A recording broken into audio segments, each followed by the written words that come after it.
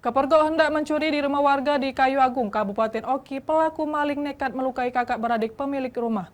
Korban mengalami luka di bagian kepala, sementara pelaku masih diburu polisi.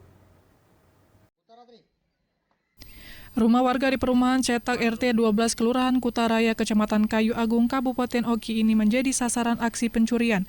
Saat itu penghuni rumah yang merupakan kakak beradik semuanya wanita itu sedang tertidur lelap di dalam rumah.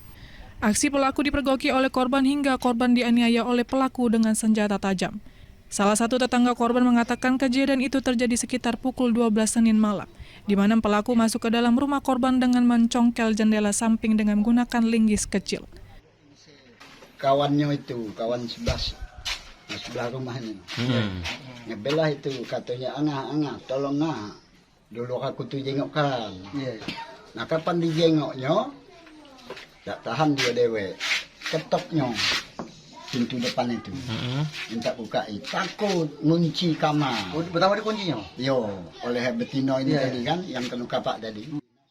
Sementara itu, Kasat Reskrim Polres Oki menyebutkan sejauh ini tidak ada barang yang hilang, namun polisi menemukan jejak pelaku yang diduga 1 orang tersebut. Saat ini pihak kepolisian masih melakukan pengembangan terkait kasus tersebut dan sedang memburu pelaku.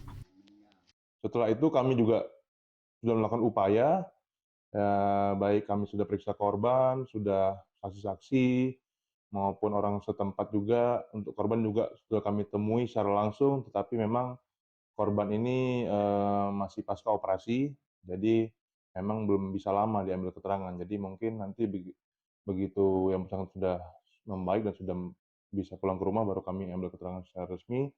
Dan juga upaya juga sudah saya turunkan tim khusus untuk mengungkap kasus tersebut.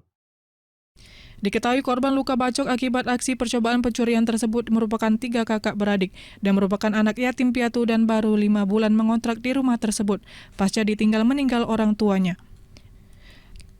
Dari Ogan Komering Ilir, Fitriadi, iNews melaporkan.